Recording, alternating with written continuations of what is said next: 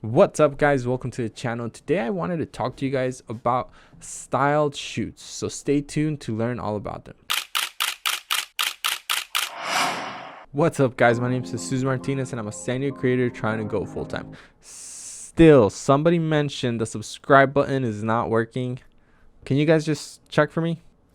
Thanks. First of all, what is a styled shoot? Well, a styled shoot, it's pretty much a fake wedding, if you could call that. It's just a made-up wedding where you get different vendors, per se, a flower vendor, a makeup vendor, venues, wedding vendors, and you collaborate with all of them to come together and make a styled photo shoot. Of course, you're gonna get some models to wear the dresses and pretty much fake the whole wedding.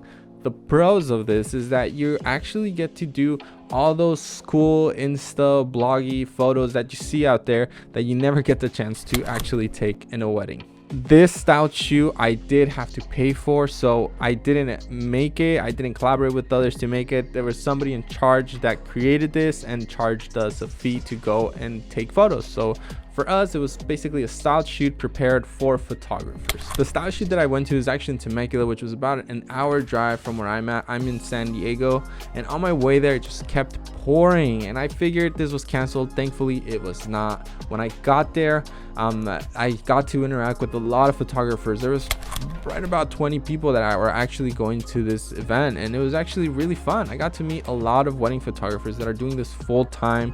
I got to network a little bit there, so that was really cool. Now, I'm gonna mention this again. I've been trying to get into the wedding industry, and I find it harder than what people say it is. Granted, I have a couple months that I'm kind of trying to push it more, kind of like network the most that I can to see what weddings I can get, and I do have one wedding coming up.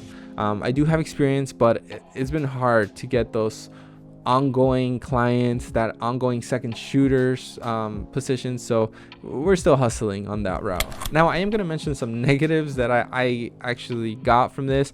One, I actually had to pay for this. I didn't set it up. Again, I don't have the network, I don't have the people yet to set something like this up. Maybe I should just try it, because honestly, all it really takes is a DM to get a yes from a vendor. A huge negative from this is you have to really be out there. So if you're kind of quiet and a little bit shy, you kind of have to work your way around that and just push, try to talk to people, and you have to really talk because you have to tell them how you want them to pose.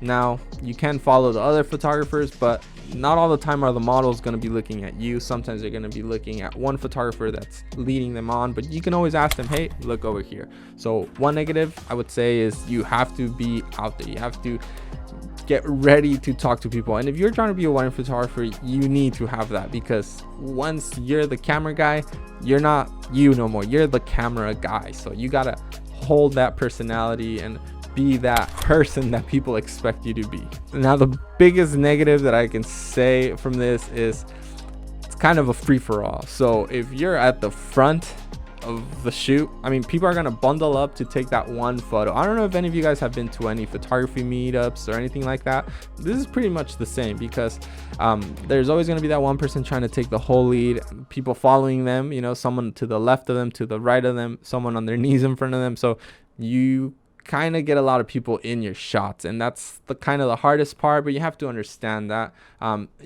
Granted, if you take the time and you actually push forward, like I mentioned, and be more talkative or so, yes, you can have them pose and have people move or so you can get those shots that you're looking for. So again, this is kind of more if you're very shy. It is a way to break into it, but you have to break away from that. You have to learn how to be more out there.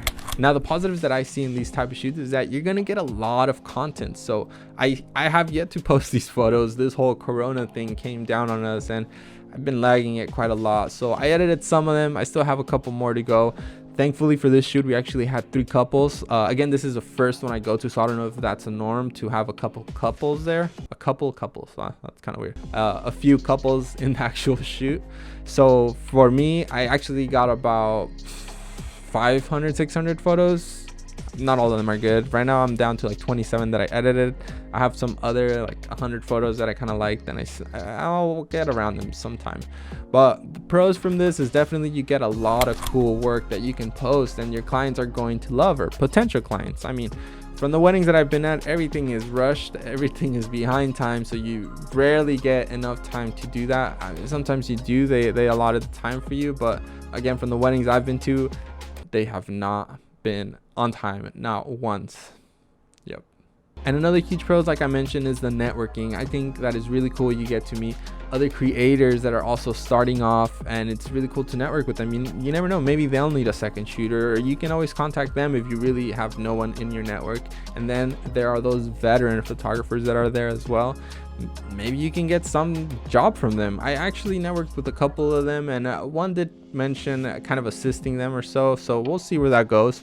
But again, I think it's a pretty good way to get yourself jumping into that type of business. Do I recommend it? I totally recommend it. I had a lot of fun. Again, met a lot of cool people, had a lot of cool photos that I can't wait to share them on my social media. So definitely I recommend them. I paid about 60-70 bucks. I don't remember how much it was, and I did have to drive far, so that kind of sucked, but it was still fun. Would I do it again? I would definitely do it again. Hopefully the next one is here in San Diego, so I don't have to drive that far, but it was really cool, and I really recommend it for somebody trying to get into wedding photography, because me personally speaking, and from having DM'd just about 100-200 wedding photographers here in San Diego, I got one shoot from one of them, one assisting shoot, which, I mean, hey, that's even better. That's better than nothing, that's for sure. It was a lot of work, but it got me something.